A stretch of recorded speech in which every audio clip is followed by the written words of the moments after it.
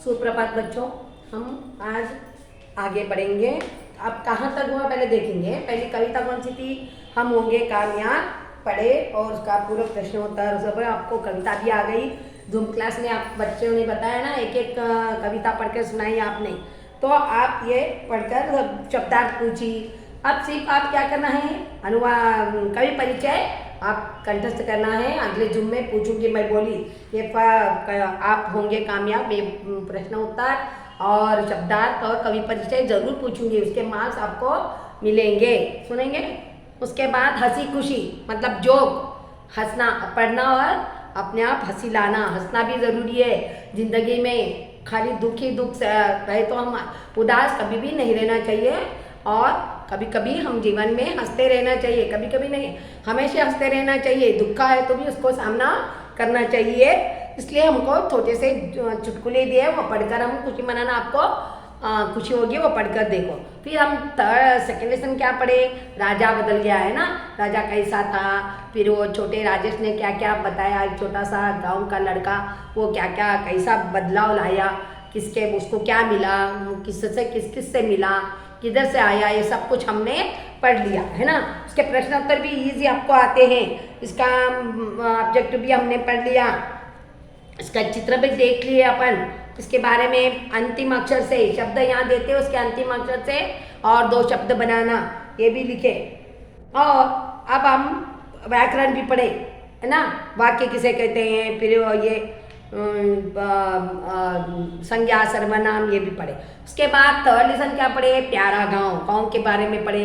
हमारा गांव कैसा रहता है, हमारे गांव में कौन कौन रहते हैं, गांव में काम करने वाले लोग कौन कौन रहते हैं, कैसे मिल रहते वो लोग, और कौन कौन क्या क्या काम करते हैं, सबने पढ़ लिया और बात भी कर लिया। इसका वर्ग भी आप लिख लो, और इसके वाक्य में प्रयोग मैं अगले इसमें आपको नेक्स्ट में दूंगी।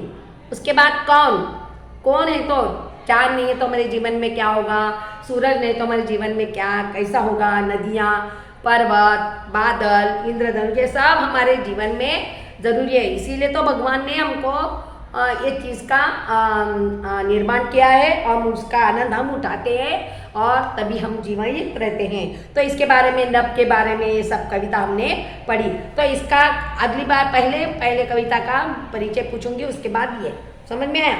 तो अब हम ये भी पढ़े, अलग भिन्नार्थ शब्द क्या है वो भी हम पढ़ लिए, और उसके बाद इसके बारे में भी लिखे हम। तो ऐसा करके हमारे 4 लेसन पाठ खत्म हो गए। और उसके बाद ऐसा ये जो क्या है आपको प्रोजेक्ट वर्क के लिए आएगा पक्षी के बारे में, तो इसलिए हम ऐसा प्यारा देश हमारा, ये भी हम पढ़ लिए। फिर भी एक बार हम पढ़ेंगे। बच्चों की मुस्कान लिए हर फूल जहाँ खिलता है, जिसके आंगन में हर कोई हंसते हुए मिलता है।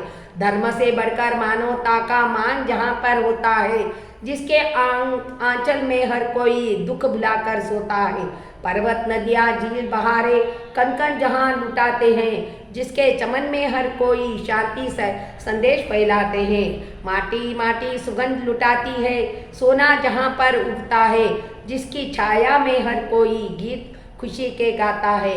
ऐसा प्यारा देश है मेरा, जग में भारत सबसे न्यारा, हमारा देश सबसे न्यारा है जग में। देखो, और ये क्या पक्षी बता रहे हैं, सफ़ेद जो है, कौन सा पक्षी है ये, कबूतर है। वो कैसा है, हमारे देश का शांति का पक्षी है, शांति का सूचक है, शांति का ये निशानी है। तो ये जैसा सफ़ेद कैसा बताता है, रंग हमको शांति जीने के लिए, शांति से रहना, मिलजुल कर रहना, प्यार से रहना, ऐसा बताता है। तो इसलिए नेहरू जी कभी भी क्या करते थे, अपने जन्म दिवस पर शांति का ये करके कबूतर को उड़ाते थे। तो ऐसा हमारा देश है, मिलजुल कर रहता देश है। हम पढ़ लिए ये।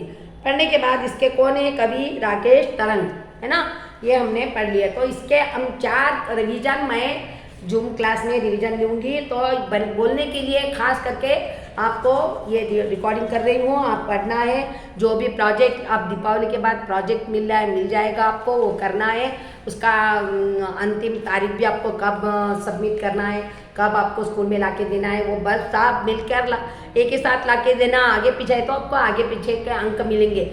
जो देर से देगा उसको देर से अंक मिलेगा, कम मार्क मिलेंगे, अंक मिलेंगे। और जो जल्दी देगा, जो समय पर देगा, उसको ठीक से मिले। इसीलिए तो मैं ये आज का रिकॉर्डिंग कर रही है। तो हमारे 2 लेसन हो गए, 3 4 हो गए, उसमें से एक प्रोजेक्ट वर्क है, वो हमको आपको प्रोजेक्ट वर्क भिजा देंगे। वो ठीक से सुंदर राइटिंग से चित्र लगाकर अच्छे सुरेख से करना आपको मिलेंगे बच्चों।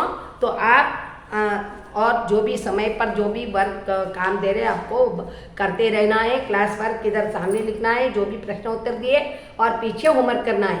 सुंदर राइटिंग में बिना गलती के लिखना है, तो ही आपको अंक मिलेंगे। समझ में आए बच्चों?